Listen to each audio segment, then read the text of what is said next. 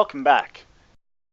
Previously we've talked about objects, the main panel, a lot of the menu items, and now we're going to have a little conversation about format tools. Now remember we talked a little bit about format tools that we found in the top toolbar in the first podcast. Some of the format tools that I'm going to go over right now would perhaps add some shape and some structure to your presentations that you could be looking for. Now if you're like me, looking at a main panel like this, looking at a main screen like this would drive me crazy. I like things to be perfectly aligned. Well, that's why we're going to cover alignment as our first topic.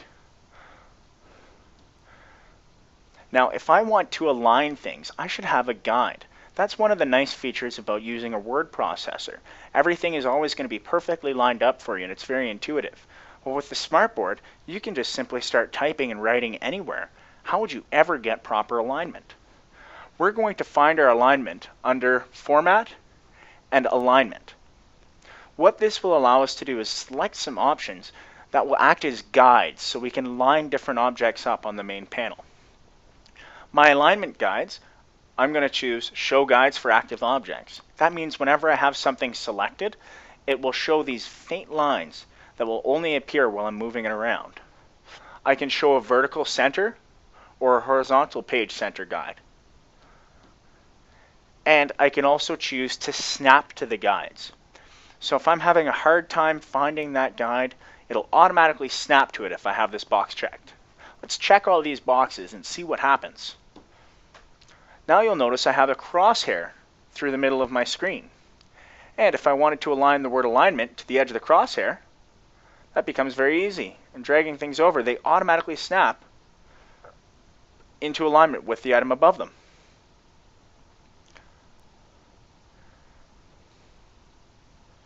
So they're all going to start at the same spot.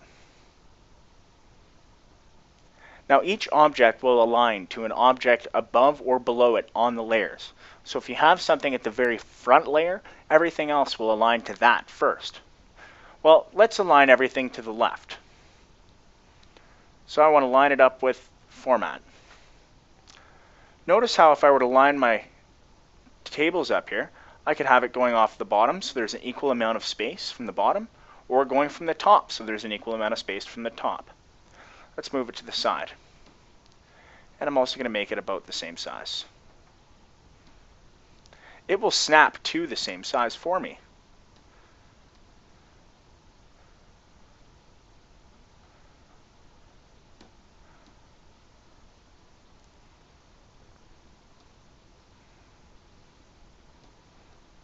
And notice as I move that over, there we go. That alignment line towards the side is telling me that that's perfectly in line. So I know that these items are perfectly in line as I move them there. And oh, I wanted this one in between these two. I'll select all of them. Notice how their boxes are all nice and lined up. Move them down and they'll all align.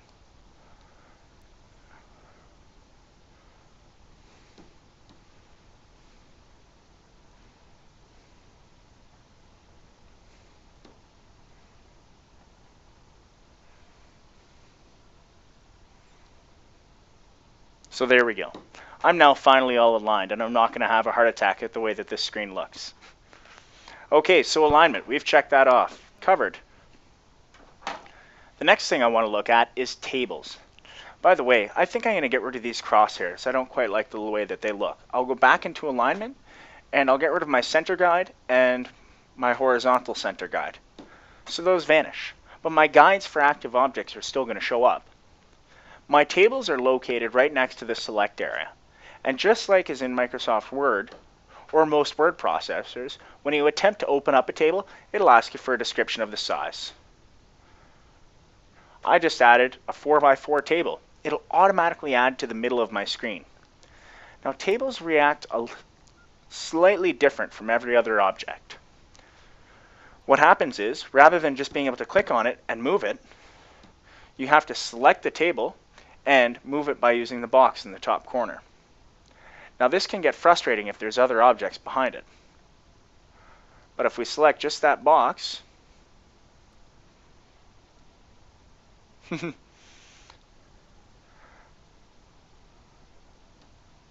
And I'm having such a hard time at working with this right now that it's probably time to share lesson number 1 about how to set up your Smartboard presentations.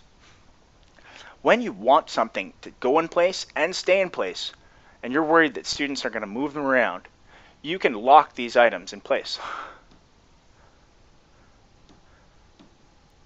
So we can go back to locking this in place where we thought it belonged.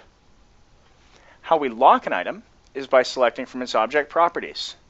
Click on locking and lock in place. I'm going to lock everything but my table, so that way, no matter what happens, I'm only going to select the table. So everything else is locked in place. I can't select it even if I try. Now all that I have to look at is my table. I can finally, oh, that wasn't locked. I can finally grab my table and move it around as I had wanted. Okay, I can resize the table as well. I can make it smaller, I can make it larger. It's just like any other object. You'll notice it's in front of dual page view right now. This table here is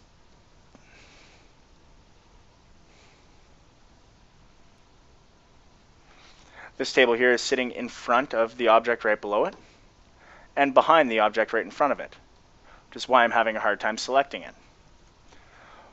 Well, I can send it to the back by clicking on its properties, or I can send it to the front. I'm going to bring it all the way to the front so it's easier to select.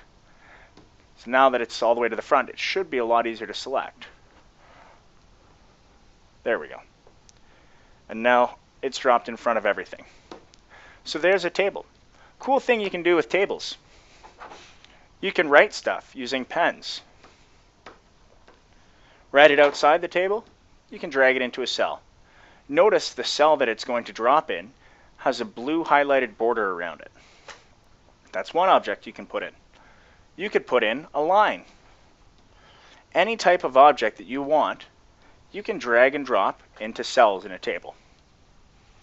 You could also do this with pictures that you have on the internet, dragging and dropping them into your table. Any picture, any object you're working with, you can place inside a table. Another interesting thing that you can do with tables is you can take shades of cells. So I'll hold down my right click button and I'll add a cell shade. Now, if there is anything in that cell, you wouldn't be able to see it. But when I click on it, it vanishes. If I add a cell shade to a table with something in it, we'll notice exactly what it does. There's now no star there. Click on the cell shade and it's gone. This can be useful if you want to present some ideas to students, but you don't want them to necessarily have all of the information at once. They can guess what's behind the shade. It's a great idea for laying out different things that can be organized in tables. And to add a cell shade to a whole table, you go to the properties and add table shade. Now every cell is going to have that shade. And the items in it are not messed up. Now adjusting the position and size of cells is slightly different with tables. You have to grab the edges and move them. This can get frustrating sometimes. You'll notice this red line here will adjust and you'll see the red line move. As we make it larger and smaller, it only adjusts that one line spot, not every other cell. But intuitively, everything inside the table will automatically adjust its size so it takes up the same amount of space. So that's tables, a format tool covered. Let's just delete this table for now.